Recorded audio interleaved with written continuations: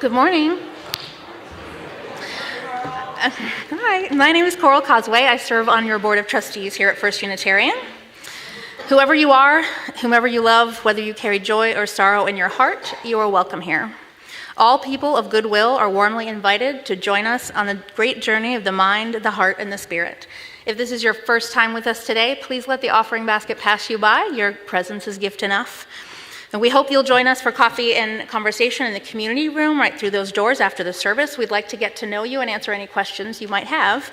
And if you are, you can also visit the information table, which is just before you exit the community room. On the first and third Sunday of the month, the offering here at First Unitarian is donated to an organization from the Denver community, which has been chosen by our Giving and Action team. Thank you, Giving and Action team. All cash and checks will be donated in full unless designated otherwise. We will learn about this organization a little later in our service. If you're looking for ways to engage with our community and support the work of our congregation, there's the opportunities table, which is at the back of the community room. There are a variety of tasks that need more helping hands, and we would love to match you with something that interests you. Please remember to silence your cell phones and other electronic devices, and welcome to worship this morning. At this time, please take a moment to greet the people around you.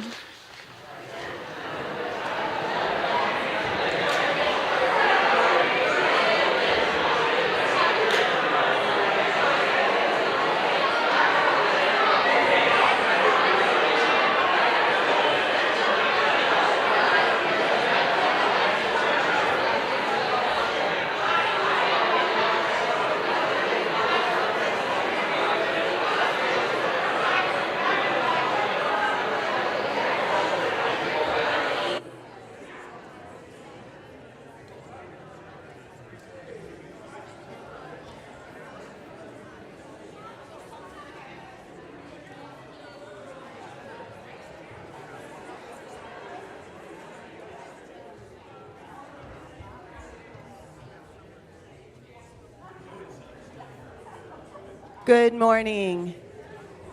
Please join us in our welcome song.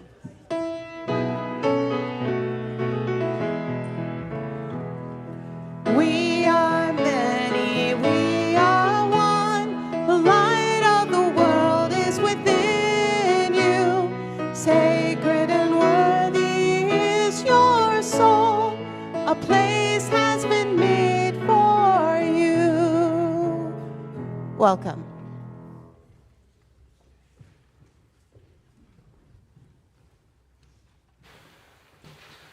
Good morning, First Unitarian. Our call to worship today is from the book Braiding Sweetgrass, which I believe many of you may know, by Robin Wall Kimmerer. Listening in wild places, we are audience to conversations in a language not our own. I think now that it was a longing to comprehend this language I hear in the woods that led me to science, to learn over the years to speak botany, a tongue that should not, by the way, be mistaken for the language of plants.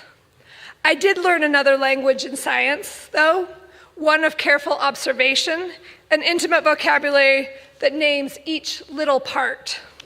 But beneath the richness of its vocabulary and its descriptive power, something is missing. The same something that swells around you and in you when you listen to the world.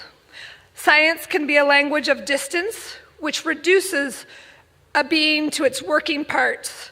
It is a language of objects.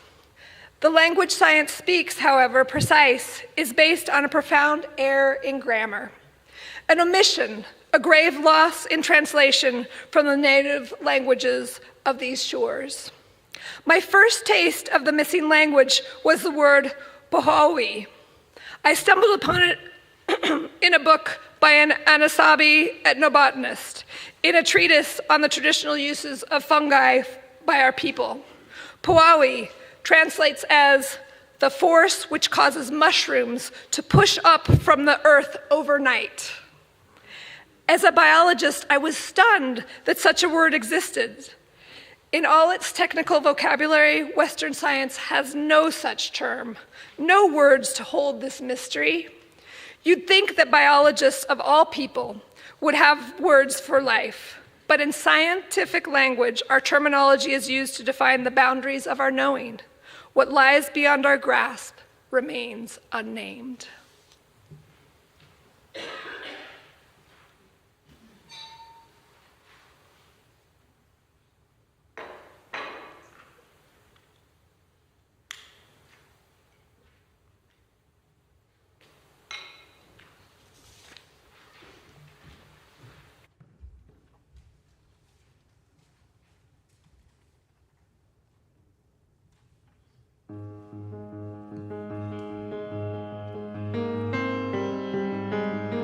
little one, you are on the run, like a flickering shadow in the sinking sun. You covered many miles now, too many miles for being so terribly young.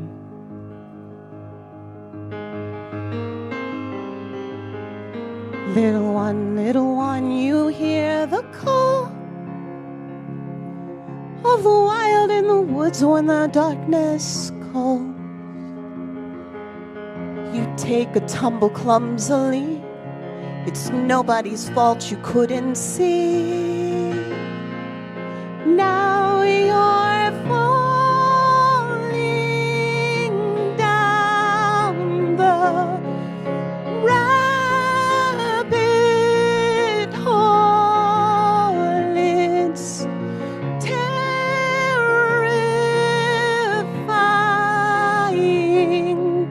and wonderful.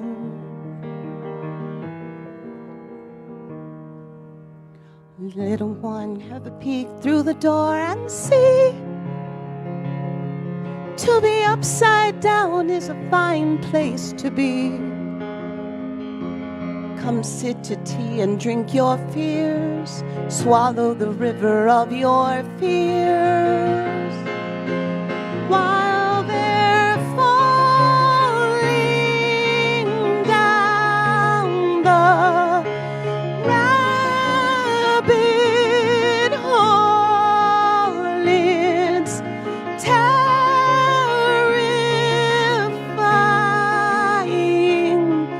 and wonderful. Crawling down the rabbit hole, it's death defying and beautiful.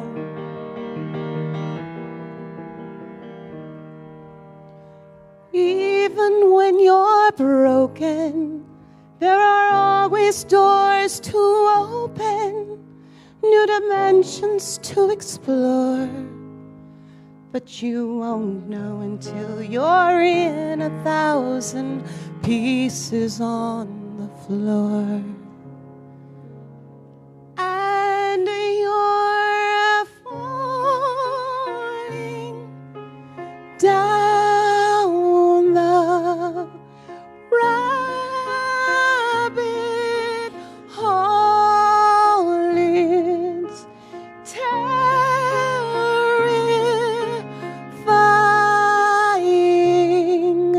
and wonderful.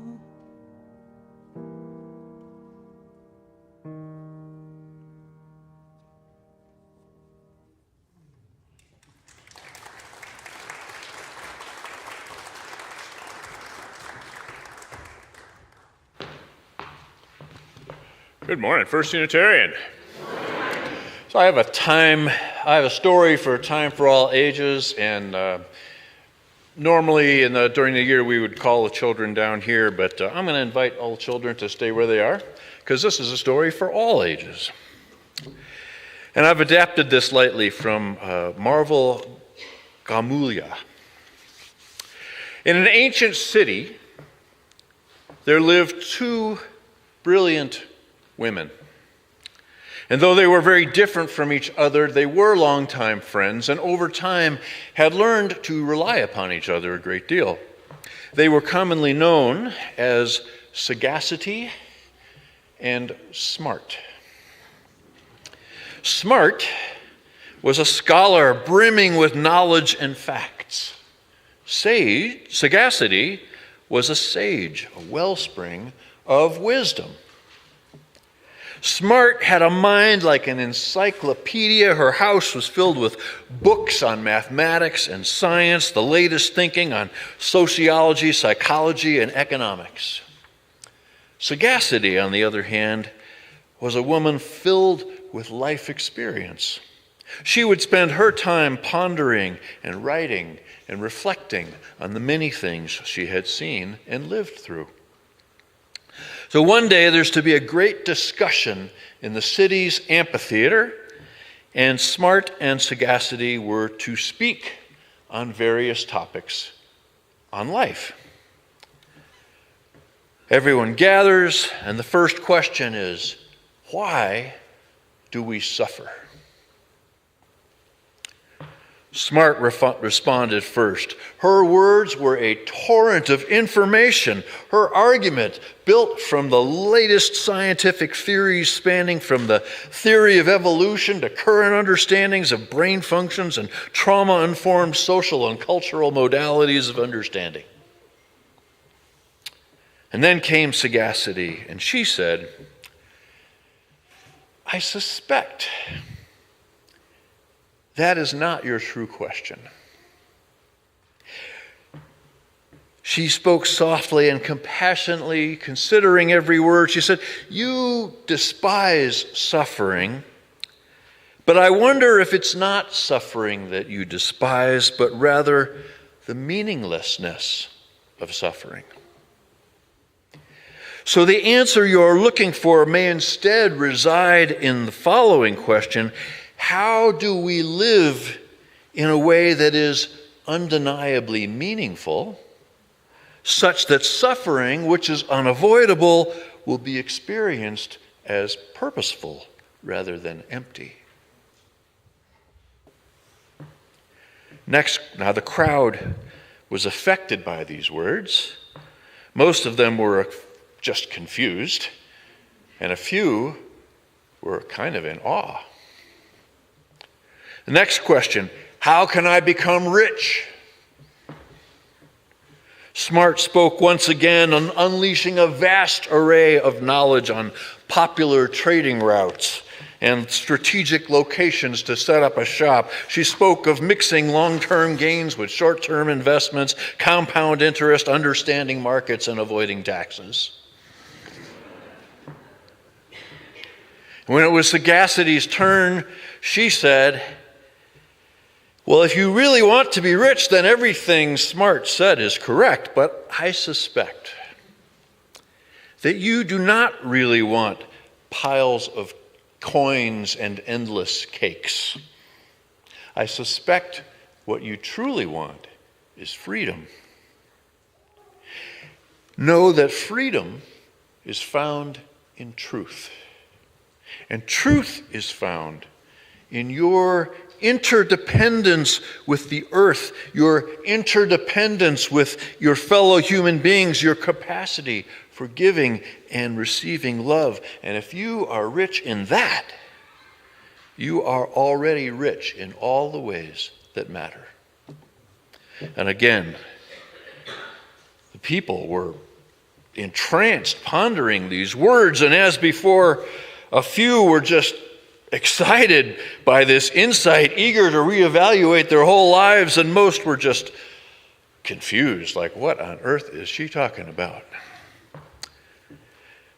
Third question, what is the secret to happiness? Smart spoke up eagerly. Ready to delve into her extensive knowledge, she spoke on the latest studies on psychology and cited research on dopamine and serotonin levels. She discussed the effects of external factors like wealth and social relationships and career success and on an individual's perceived happiness. She touched on cognitive resonance and the statistics of stable family systems. And then it was Sagacity's turn, and she stood up. And her eyes reflected a lifetime of experience, and she said, happiness is rather like a butterfly. If you chase it, it will elude you. If you grasp it too tightly, it will die. But if you just sit quietly, it might alight upon you. It is not in the accumulation of possessions or achievements, but in appreciating the present, this very moment. With all of its complexities, if you cannot be happy right now, it is unlikely you will be truly happy in the future. The truth is that seeking happiness is a paradox, and if true happiness is to be found, it is through letting go of the need to have it. Letting it arise simply from living in the present with compassion and awareness. Now the amphitheater of the city hummed with whispers of the intrigued audience. What were these strange words that were spoken? And some in the crowd were struck by a profound sense of discovery and inspiration, but most were merely puzzled and soon just moved on with their very busy lives.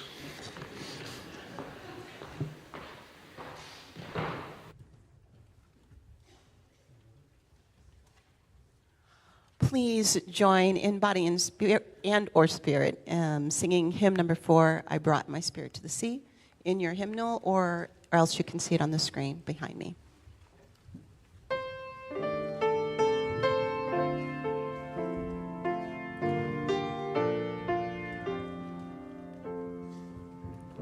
I brought my spirit to the sea. I stood upon the shore. I gazed upon infinity. I heard the waters roar. And then there came a sense of peace. That whisper calmed my soul. Some ancient ministry of stars had made my spirit whole.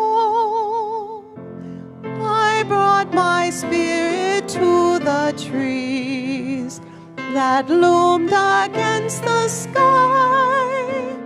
I touched each wandering carelessly to know that God was nigh. And then I felt an inner flame that fiercely burned my tears. All bright I rose from bended knee to meet the asking ears.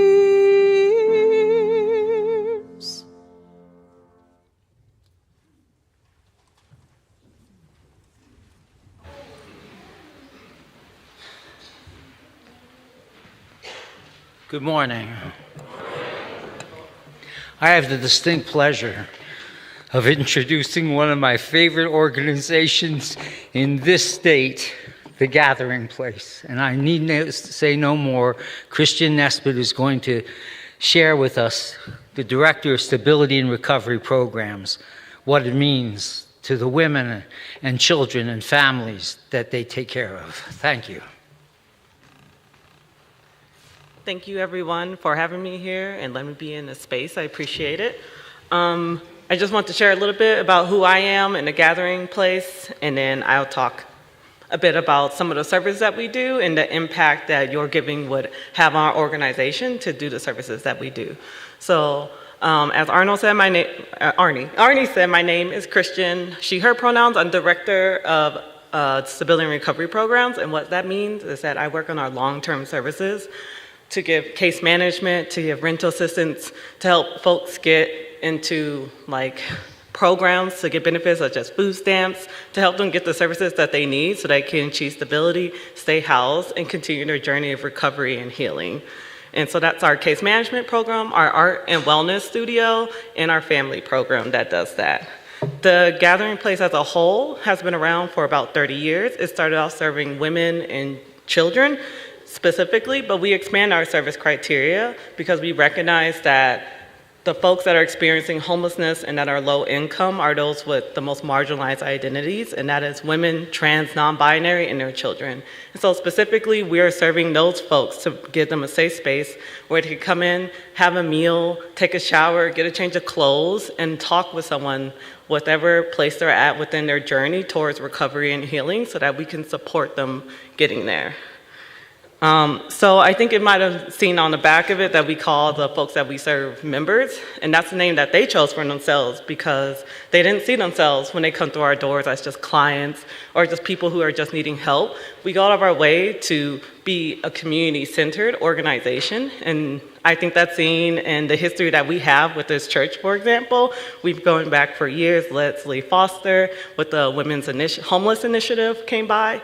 And so we say members because people come in knowing that they'll be with people who care about them as human beings and will give them support, either when they're happy, sad, or just to hang around. It's a space for our community to support Denver initiatives, the people everywhere in Denver. And so just real quick, our mission is to provide a community of safety and hope where positive relationships, choice, and essential resources transform lives.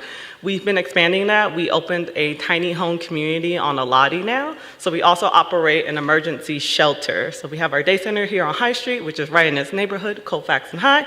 And then we have Aladi. And then what we are doing in those operations is once again to address the increasing housing issue that is happening in Denver. We're seeing homelessness going up significantly, especially starting in COVID, and that trend has not stopped. We're seeing folks who are coping, and we are trying to offer resources to keep them safe, keep them alive, and help them on their journey towards housing. Essentially is our biggest thing that we've been focusing on around, and that's where my role is, to focus on trying to help find safe shelter. And so I just want to thank everyone here for listening to me talk and giving in action. That the fact that you even have this within your church and your community says a lot about your mission as well. And I really value folks like you who are out here supporting organizations like The Gathering Place. And just to let you know, your offering today will provide direct member assistance through our food program. We give 100,000 meals annually to adults and children. We have fresh food pantry that we give folks, like bread. We also cook food. We give people food to go. We give them sack lunches. We find different ways to make accessing food and clothing as well as low barrier as possible, because when folks are in traumatic survival situations, it's hard to get our basic needs met. And we are also finding ways to increase supports and services for migrant families.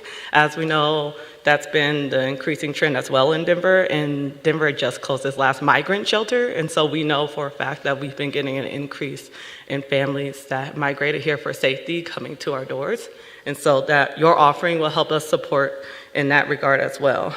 And so that's all I have. I'll hang around, be here the whole service. I have some flyers as well as more information. I'm happy to talk too. I'm seated over there. So thank you again for talking to me.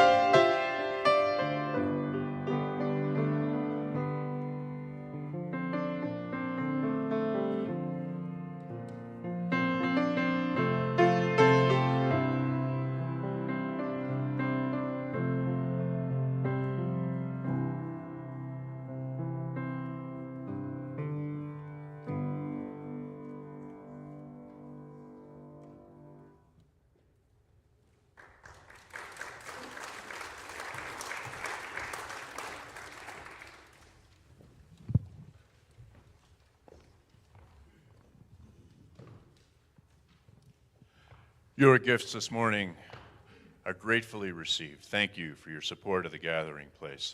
Thank you for your generosity, and of course, thank you for your presence here.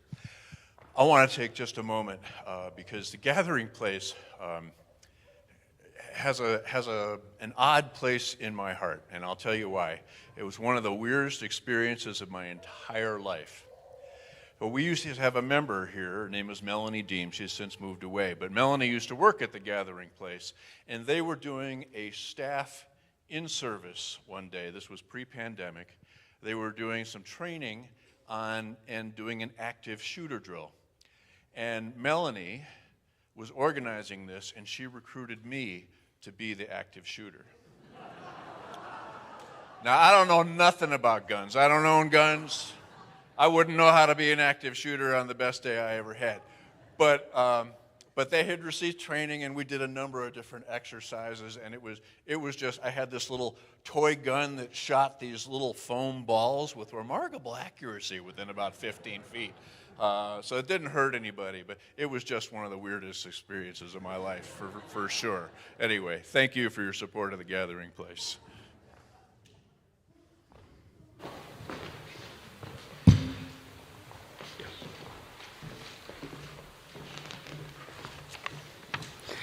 Good morning. My name is Molly Prince, and I am a friend of Arnie Carter's.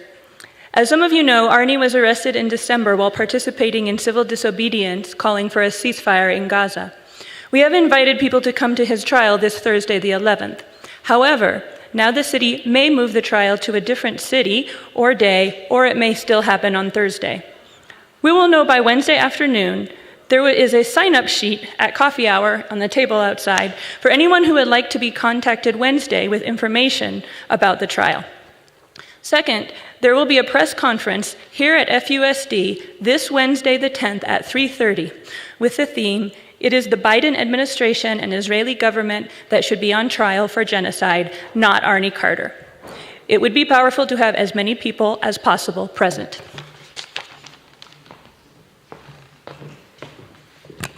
Thank you, Molly. I want to take just a moment and just recognize all the folks who are watching us from wherever they're watching us from out there in the world. People like Michael and Leslie Newman, who sent me a lovely email this past week, and Geraldine Barrows, and Ruth Steiner, and Liz Case, and Beth Neva, and a whole bunch of other folks. I just want to let you know I don't see you, but I feel you, and we feel you, and thank you for being here with us.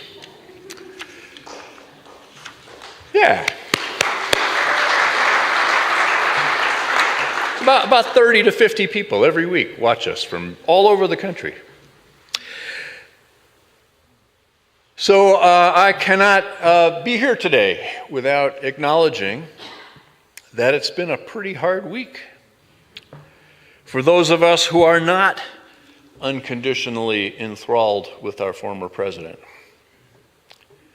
Between a debate that made obvious the decline of our current president and a Supreme Court that, among other things, essentially ensured that future presidents will be unaccountably corrupt, and limited the ability of government to make policy based on facts and expertise, because, why would you want that? So I don't know about you, but I am just soulfully sick and tired of the unmitigated arrogance of old white men. And the occasional black man or woman who gets into that club. Secondly, once again this morning, I call for mercy in the Middle East. Enough is enough. The road that is currently being traveled does not lead anywhere worth going. Release the hostages, cease fire. I call on both Hamas and Israel to give the people of Gaza some basic respect and safety to live their lives. Closer to home, I learned this morning that Beverly Bravo, who is normally one of our ushers, is home this morning. She broke her wrist trying to catch a large dog. She says she's fine. The prognosis is good. And lastly, we send some greetings and support to our Unitarian Universalist Church in Kingston, Massachusetts. On the 4th of July, someone, that he's been arrested, has set fire to the banners on the outside of the church, then broke in and vandalized pretty much the entire building. So we send them our greetings and our support. By way of kind of setting up the sermon I'm going to do in a little while, our prayer today is what's that old phrase? Now for something completely different from what I just said, all the things I just said. Our prayer today was written by the poet Mary Oliver. Who made the world? Who made the swan and the black bear? Who made the grasshopper? This grasshopper, I mean.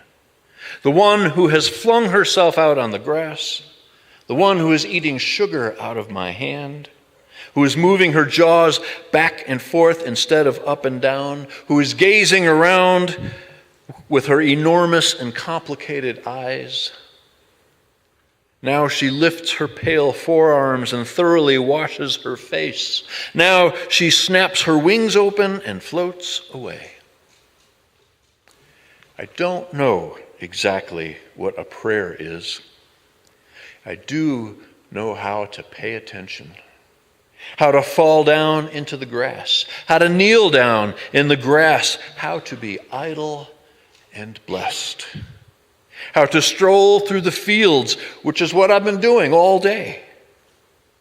Tell me, what else should I have done?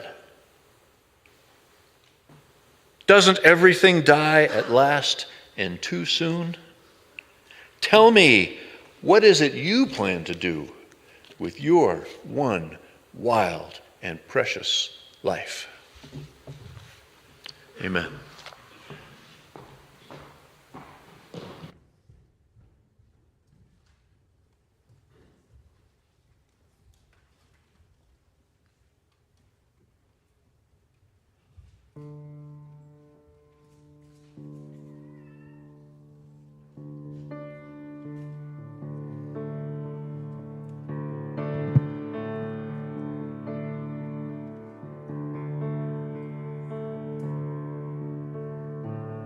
Turn off your mind, relax and float downstream. It is not dying. It is not dying. Lay down all thoughts, surrender to the void. It is shining. It is shining. Yet you may see the meaning of within. It is being. It is being.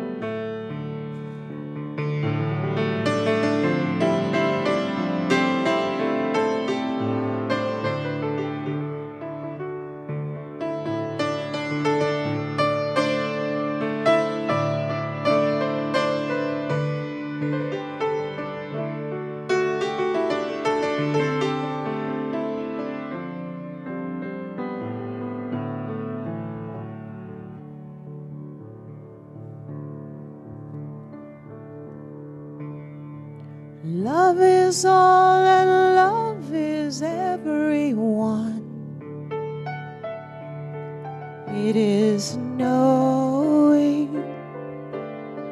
It is knowing. Ignorance and hate may mourn the dead, It is believing. It is believing. Listen to the color of your dreams. It is not leaving. It is not leaving. So play the game existence to the end of the beginning, of the beginning, of the beginning, of the beginning, of the beginning, of the beginning, of the beginning, of the beginning.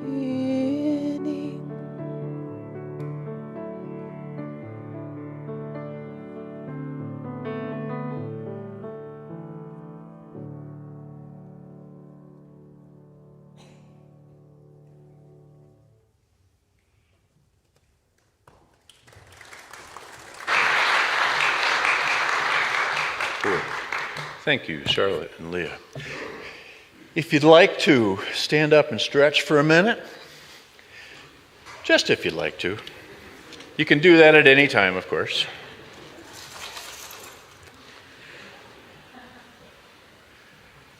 So, full disclosure, a little earlier this week, I found myself like really annoyed at Christian nationalism. And I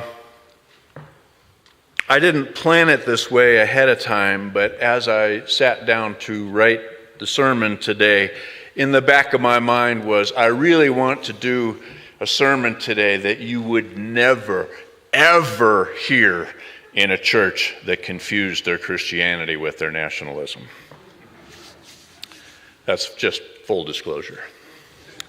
So humans are really clever. The stuff we've been able to discover or invent in the last 10,000 years or so just boggles the mind. We've mapped the universe and the genome. We have taken pictures of galaxies and molecules. My wife had her knee replaced 3 weeks ago. They used power saws to cut off chunks of her bones and replace them with metal and plastic, and she was putting weight on it 2 hours after they sewed her up. That's amazing. We have the technology to feed 8 billion people on this little tiny planet. We don't use it very well. Way too many people are hungry, but we know how if we wanted to. Any one of us right now could pull a device out of our pocket, dial a number, and have a real-time conversation with someone in Australia or Antarctica or even in orbit around the Earth. It's mind-boggling. And, there's so much more we don't know. We don't know what the vast majority of the universe is actually made of, or even how to find it. We don't understand the quantum building blocks of matter, or even how the rules work. We can map your brain and your DNA, but we have no idea how consciousness arises, or why it evolved the way it did, or if it has any transcendent purpose. As Mike Cranmer noted a couple weeks ago, we still don't have a unified theory that allows general relativity and quantum mechanics to live together in the same world, even though they obviously do. And the more we look for that unified theory, the messier it gets, which is one of the ways you tell in science that you're on the wrong path. It's all so curious. We have these brains that are a product of blind unguided evolution. And like every other species on Earth, we evolved to solve practical material problems of survival and procreation in our local environments. But ours didn't stop there. We're like some aberration of nature that somehow, for no apparent reason, grew mental capacities that we have no apparent physical, social, or sexual use for. Not limitless, but much more than we actually need for survival on Earth. Kurt Vonnegut was arguably correct when he observed that humans have one evolutionary flaw that will ultimately prove to be fatal for us. He said our brains evolved to be simply the wrong size. Big enough to get us into trouble, not big enough to get us back out again. So what are the limits of our understanding? How do we think about that? And I just want to play with this stuff for a bit. So actually, this is an ancient question, and my title today, This Far But No Further, comes from the Old Testament, the book of Job. By chapter 38 in the book of Job, God has allowed Satan to give poor Job all manner of horrific grief. Killed his children and his livestock, ruined his crops, causes boils to break out all over his body. Job is left sitting on an ash heap, miserable, struggling to understand what has he done to deserve this. And in his anguish, he calls out for answers, and God, for God's own reasons, responds out of the whirlwind. And God says, and I'm quoting, "Who is this that obscures my plans with words without knowledge? Brace yourself like a man, I will question you, and you will answer me. Where were you when I laid the earth's foundations? Tell me if you understand. Who laid its cornerstone while the morning stars sang together and the angels shouted for joy? Who shut up the sea beyond doors when it burst forth from the womb? When I made the clouds its garment and wrapped it in thick darkness, when I fixed limits for it and set bars and doors in place and said, 'This far you may come and no further. Here is where your proud waves halt.'" Now, the book of Job, of course, has many problems. But there's wisdom there, too. The message to Job, and by extension to us, is pretty clear. You little blip!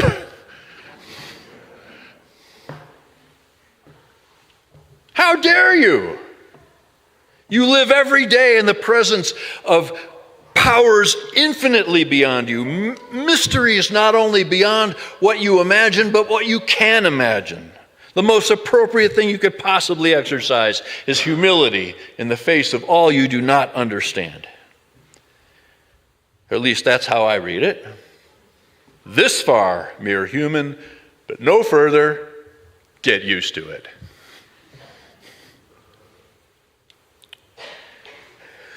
Back when I was in engineering school, over a beer and a late night study session, one of my classmates was waxing about how glad they were to be learning all this science and math. They'd always wanted to understand why things worked the way they worked. And it was exciting to be finally learning, right, and deriving the equations and the physics that explained the world. And maybe it's because I'm kind of bent this way, and maybe this is why my old friend is still an engineer and I'm not. But I had a minor epiphany in the moment that he said that. And the epiphany was that all that math and science said exactly nothing about why the world worked the way it worked. Not one single thing. All that math and science were about how things worked. The relationships between mass and energy and time and space and chemistry, they could predict all manner of electrochemical kinetic behavior, but all of it only described how, not a word about why. In fact, that question it occurred to me, was completely foreign to science. Science doesn't even know how to ask that question. So I don't want to beat this to death, but I'll give just one example to make it a little more concrete. For instance, we know the speed of light with great accuracy. There's no doubt whatsoever that light travels just a hair over 186,000 miles per second. But why? What's so special about that number? Why can't it be 187,000 miles per second or 185,000 miles per second? We have no idea. And all of science is like that. In fact, the whole universe is like that. So I learned recently there's a small, depending on who you ask, important field of philosophy called, and I love this, Mysterianism.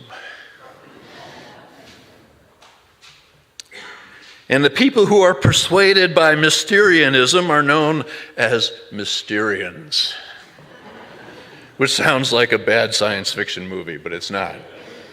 So the basic premise of Mysterianism is that despite some cultural mythology, there are just hard limits to human understanding.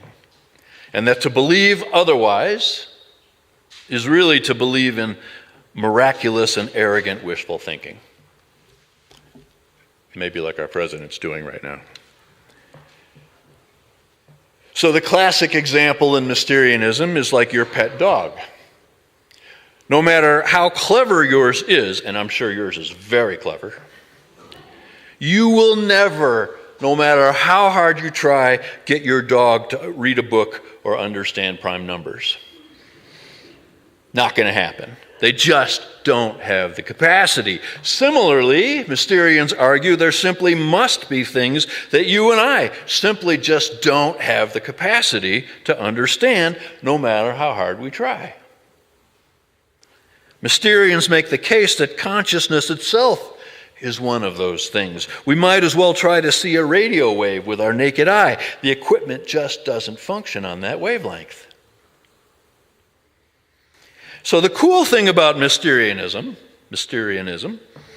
or maybe the disconcerting thing, depending on your perspective, is that if it's true, we have no way of knowing how much of reality we just simply don't have access to. Just don't have access to. There could be things happening all around us all the time to which we are just inherently and inescapably oblivious. Now, I never thought I would quote Donald Rumsfeld in a sermon, but we don't know what we don't know.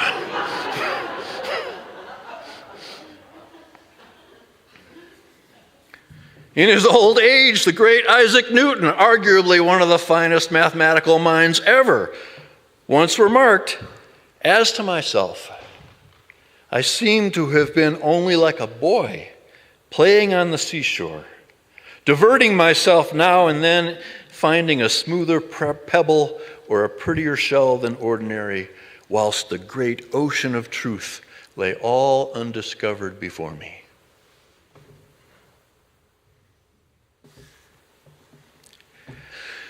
Now, one of the critiques of Mysterianism is that it leaves open the distinction between discovering some little bit of knowledge and actually understanding what it means. A silly but poignant example, David Keller will appreciate this, is in The Hitchhiker's Guide to the Galaxy. An alien civilization builds a massive supercomputer to calculate, I quote, "the answer to the ultimate question of life, the universe, and everything." And when the computer finally finishes its work, it announces that the answer is 42. 42 is the ultimate answer to life, the universe, and everything, but no one has a clue what it actually means. So another critique of Mysterianism is that it doesn't appreciate How utterly bizarre were some earlier scientific theories when they were first proposed. And this is certainly true. At one time, the idea that the earth moved, that the universe emerged from a singularity, and that solid objects are really mostly empty space, all of that seemed completely preposterous and counterintuitive.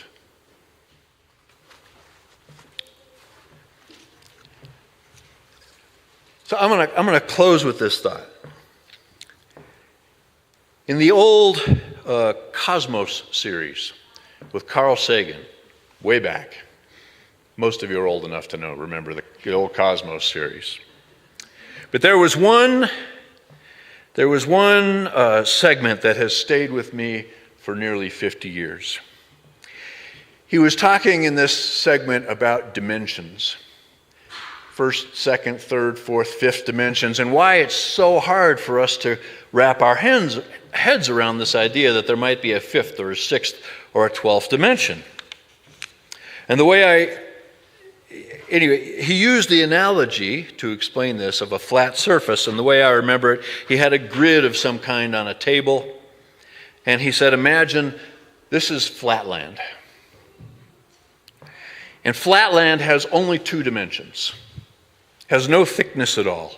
And here are the beings in flatland, a square and a circle and a triangle and so on. And they can move around, but of course they always have to go around each other. They can't go over and under because there's no thickness in flatland. Flatland has no depth, but all is well in flatland. All is well. But one day, here comes an apple. Out here in 3-dimensional space, a 3-dimensional object, and the apple happens to pass through flatland. So what did the beings in flatland experience? How are the flatlanders supposed to understand what they've just seen? And the answer is, they can't. They can't recreate it. They can't build a telescope to see outside their own universe. There is no perspective available to a flatlander from which to understand a 3-dimensional object moving through 3-dimensional space.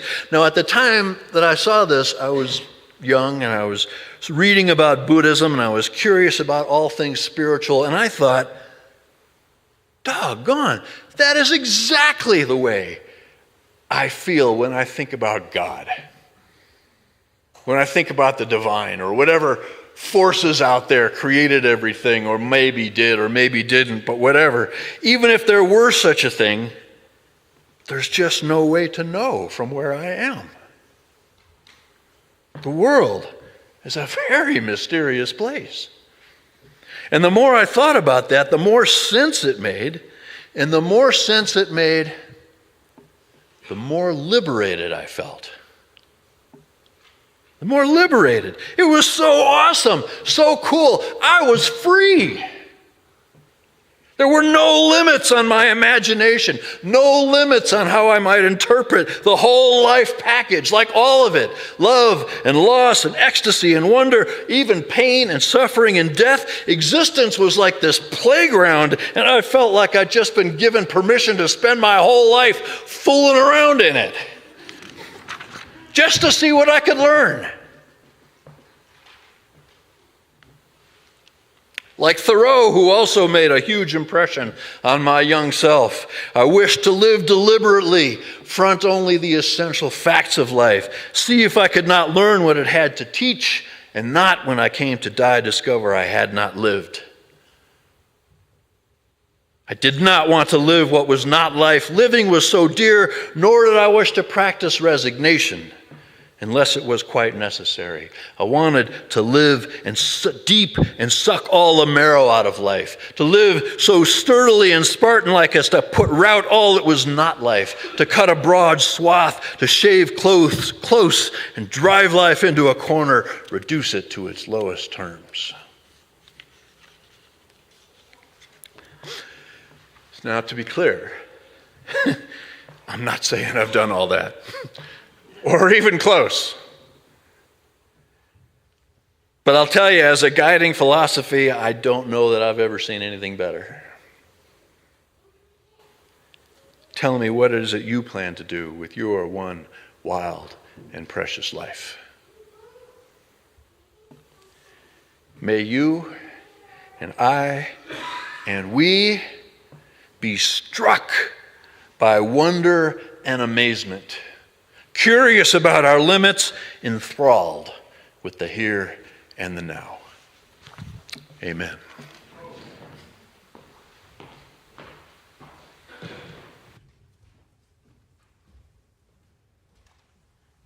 Please stand as you are willing and able and join us in singing 389, Gather Here.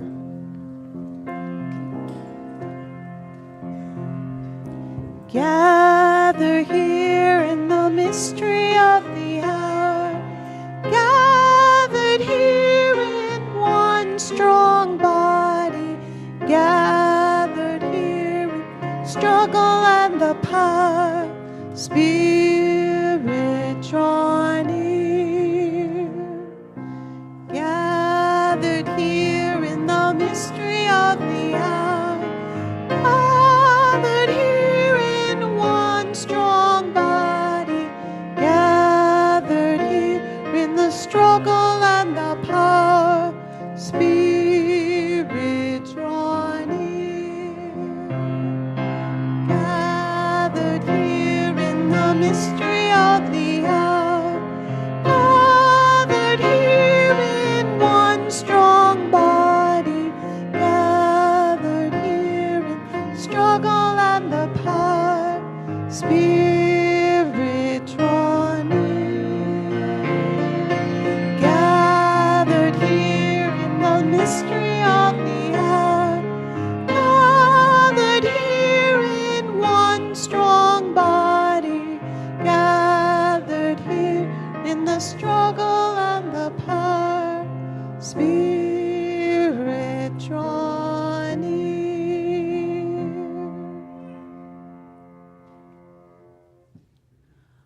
Please join us in singing our closing affirmation.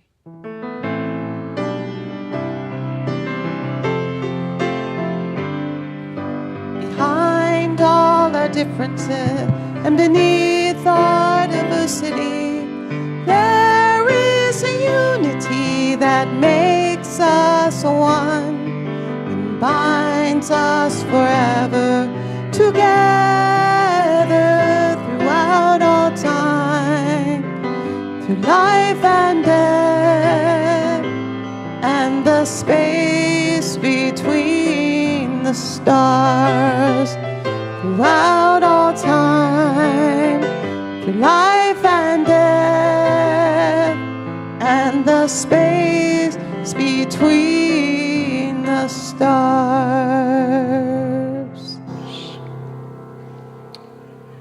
These are the days that have been given us. Let's make of them stories worth telling to those who come after. Amen.